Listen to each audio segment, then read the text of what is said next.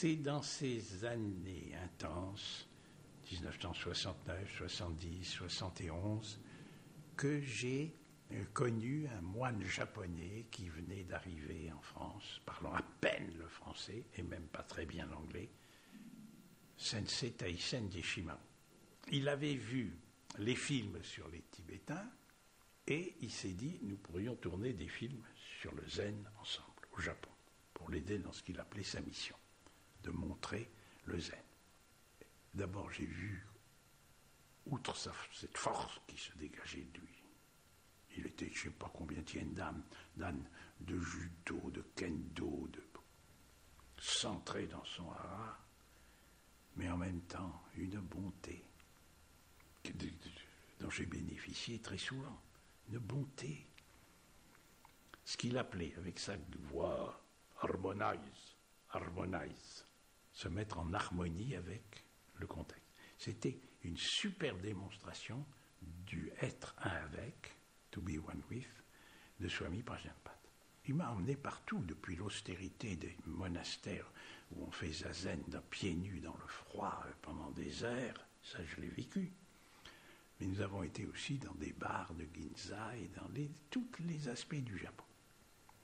Et nous étions un jour dans un bar, où ce qu'il appelait geisha girls, c'est-à-dire des fausses geishas, mais bon, il nous servait. Il me regarde, et avec la vulgarité la plus parfaite, il met sa main aux fesses d'une de ces dames, ces serveuses en fait. C'est pas habituel au Japon. Qui se retourne, et la manière dont Sensei l'a regardé, c'est inoubliable. Il a regardé avec une telle profondeur, un tel amour,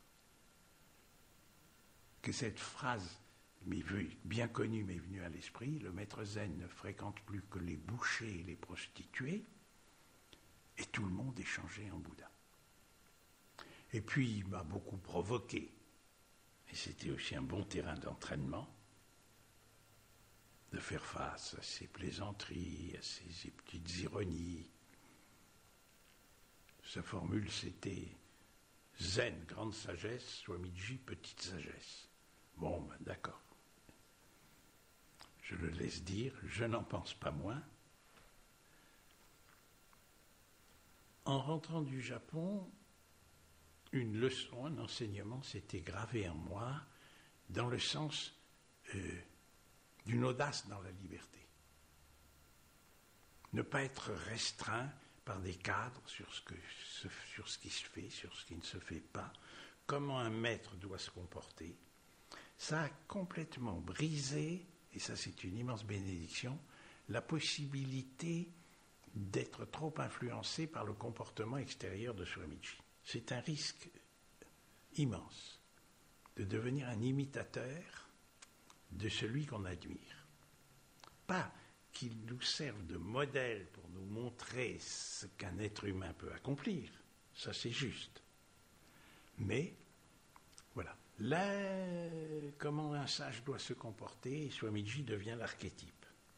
Et là, j'ai vu quelqu'un qu'on peut appeler un sage, dans son style, vraiment un homme sortant de l'ordinaire. En tout point l'opposé de Swami Prajnapat. Ça a représenté un élargissement. Ça a achevé d'éroder ce qui pouvait rester de ça c'est bien, ça c'est mal, ça se fait, ça ne se fait pas, voilà ce que fait un jeune homme bien élevé, voilà ce que fait un garçon très sage, et puis voilà ce que fait un bon disciple. Ce mélange d'incongruité, d'audace